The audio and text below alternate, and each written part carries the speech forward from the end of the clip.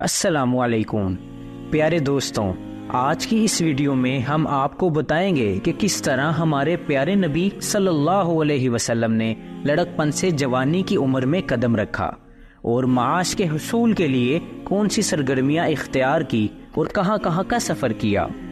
اسی طرح پھر کعبہ کی تعمیر نو اور حضور پر نور صلی اللہ علیہ وسلم کی فراست و دانش مندی کا قصہ بھی آپ کے سامنے پیش کریں گے۔ نیز اسی ویڈیو میں پیارے نبی صلی اللہ علیہ وسلم کی پہلی شادی کی بھی مکمل داستان ہم اپنے ناظرین کو سنائیں گے۔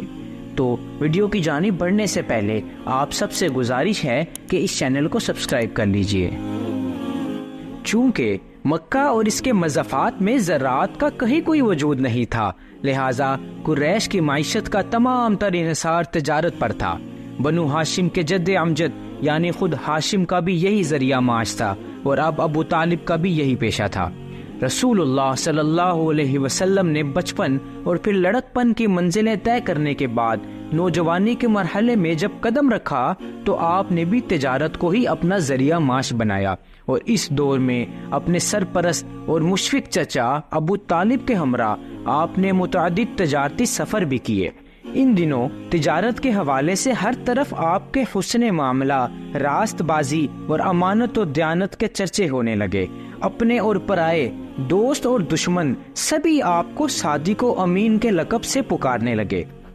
انہی دنوں کی بات ہے کہ جب حضور پر نور صلی اللہ علیہ وسلم کا نکاح مکہ کی ایک ختیجہ بنت خویلد نامی خاتون سے ہو گیا۔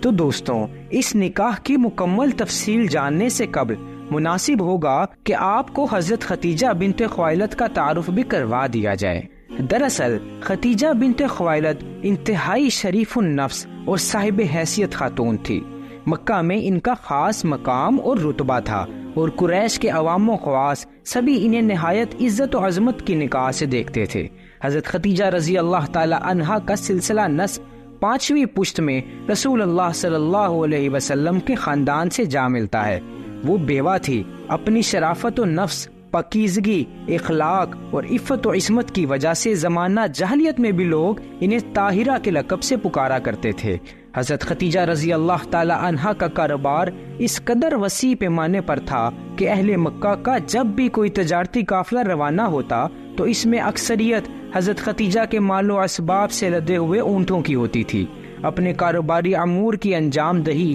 اور نگرانی کی غرض سے حضرت ختیجہ مختلف اشخاص کی خدمت حاصل کیا کرتی تھی۔ انہی دنوں حضرت ختیجہ کو جب رسول اللہ صلی اللہ علیہ وسلم کی راست بازی اور امانت و دیانت کی خبر ملی تو انہوں نے آپ کو یہ پیغام بھجوایا کہ آئندہ جو تجارتی قافلہ مکہ سے ملک شام کے لیے روانہ ہوگا اس کی نگرانی آپ کریں، ساتھ ہی معقول معاوضے کا بھی وعدہ کیا۔ آپ صلی اللہ علیہ وسلم نے اپنے سرپرست اور مشفق چاچا ابو طالب سے مشورے کے بعد اس پیشکش کو قبول فرمایا اور سفر شام کے لیے تیار ہو گئے۔ چنانچہ آپ صلی اللہ علیہ وسلم حضرت ختیجہ رضی اللہ تعالی عنہا کا مال تجارت لے کر ملک شام کی طرف روانہ ہوئے۔ توفیق الہی سے اس سفر میں بہت زیادہ منافع ہوا۔ حضرت ختیجہ رضی اللہ تعالی عنہا نے میسرہ نامی ایک غلام بھی اس سفر میں آپ کے ہمراہ روانہ کیا تھا۔ اس نے واپس مکہ پہنچنے پر حضرت ختیجہ کے سامنے آنکھوں دیکھا حال بیان کیا۔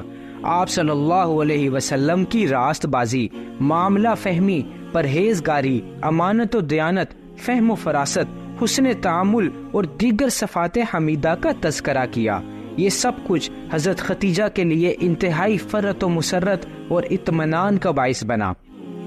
حضرت ختیجہ اس سے قبل دوبارہ بیوہ ہو چکی تھی۔ ان کا پہلا نکاح عقیق مخزومی سے اور پھر اس کی موت کے بعد دوسرا نکاح ہند تمیمی سے ہوا تھا۔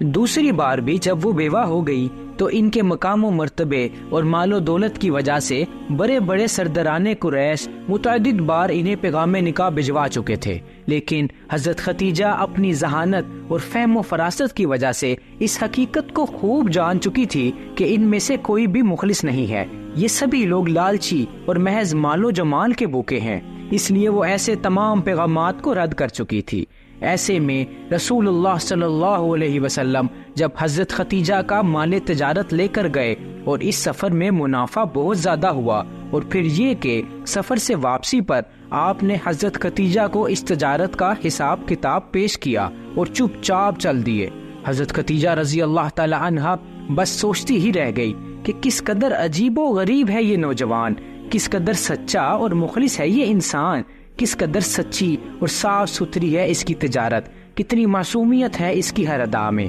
دوسروں کی نسبت منافع کس قدر زیادہ لایا ہے، لیکن معاوضے کے معاملے میں کوئی تقاضا نہیں، کوئی مطالبہ نہیں، کوئی بحث و تکرار نہیں، معاوضہ جو ملا بس چپ چاپ قبول کر لیا۔ حضرت ختیجہ رضی اللہ تعالی عنہا کے لیے یہ سب کچھ انتہائی باعث حیرت تھا۔ ایک طرف مسلسل پیغامات بھیجنے والے بڑے بڑے سرداران قریش جو کہ دراصل مال و جمال کے بھوکے تھے، اور دوسری طرف سیدھا سادہ سچا مخلص اور اس قدر قناعت پسند متوکل و قانع قسم کا یہ نوجوان۔ حضرت ختیجہ رضی اللہ تعالی عنہا کو آپ کی یہی ادا بھا گئی اور وہ سمجھ گئی کہ یہی تو ان کی وہ متاع گم شدہ ہے جس کی وہ مدت سے متلاشی تھی۔ تب حضرت ختیجہ نے اپنے دل کی بات اپنی ایک خاص رازدار سہیلی نفیسہ بنت منبع سے کہی اور انہیں آپ صلی اللہ علیہ وسلم کی طرف پیغام نکاح لے کے جانے کو کہا۔ نفیسہ نے یہ پیغام آپ تک پہنچایا،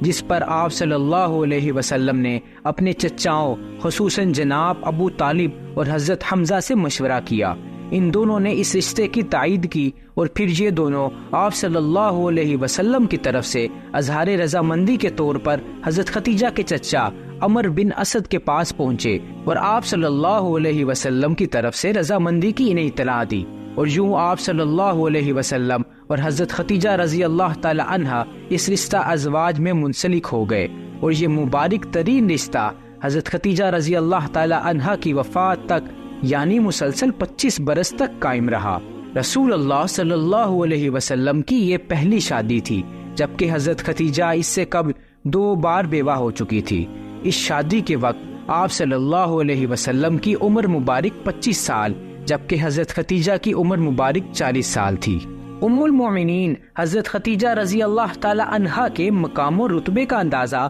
اس بات سے ہو جانا چاہیے کہ ایک بار جبریل امین علیہ السلام جب رسول اللہ صلی اللہ علیہ وسلم کے پاس تشریف لائے تو فرمایا،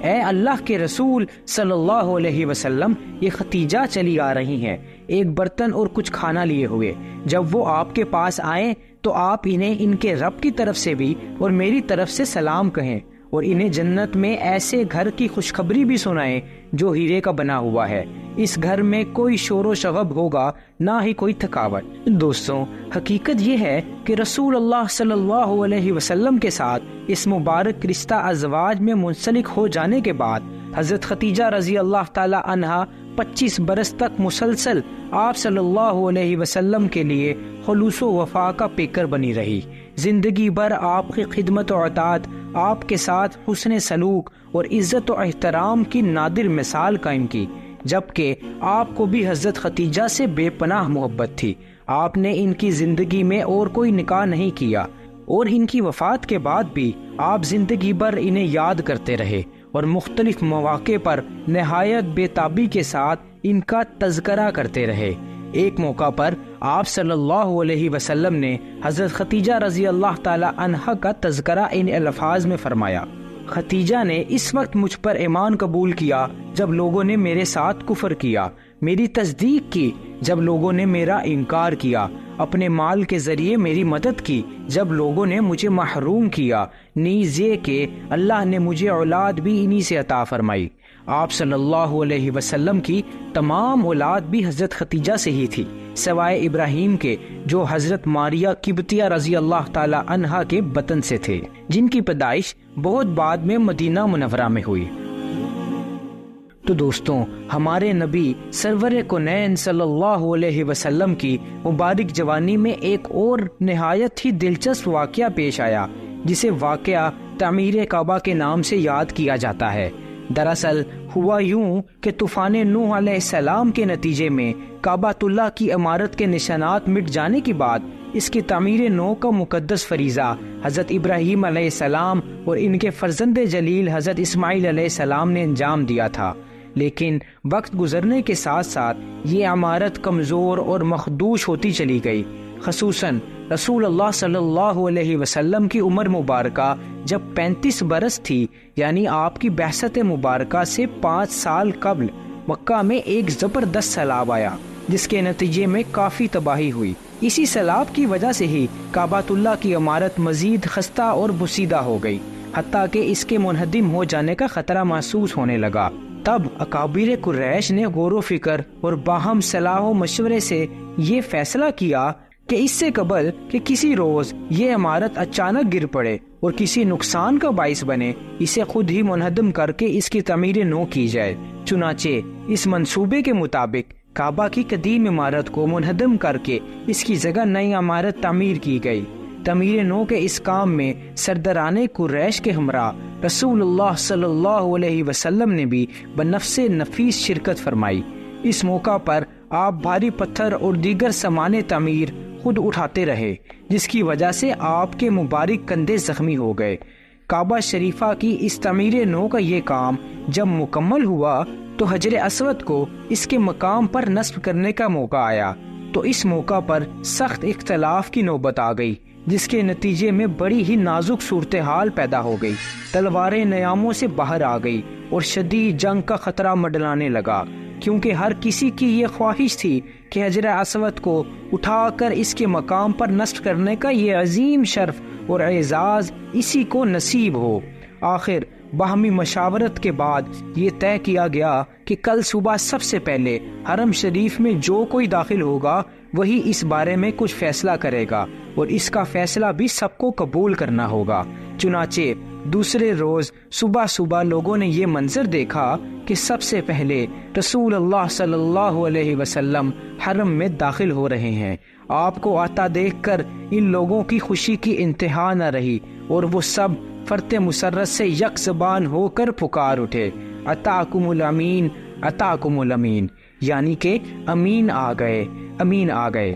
آپ صلی اللہ علیہ وسلم نے اپنی چادر مبارکہ زمین پر بچھائی اور حجر اسود کو اٹھا کر اس پر رکھا۔ پھر تمام سرداران قریش سے کہا کہ سب مل کر اس چادر کو اٹھائیں۔ چنانچہ ان سب نے مل کر اس چادر کو اٹھایا اور کعبۃ اللہ تک پہنچایا۔ تب آپ صلی اللہ علیہ وسلم نے خود اپنے دستے مبارکہ سے حجر اسود کو اٹھا کر اس کے مقام پر نصب فرما دیا۔ یوں آپ صلی اللہ علیہ وسلم کی بے مثال فہم و فراست اور حسن تدبیر کی وجہ سے اس عظیم شرف میں وہ سبھی شریک ہو گئے، اور یوں وہ سب مسرور اور مطمئن ہو گئے، جس کا نتیجہ یہ ہوا کہ ان میں باہم بڑی جنگ اور خون ریزی کا خطرہ ٹل گیا۔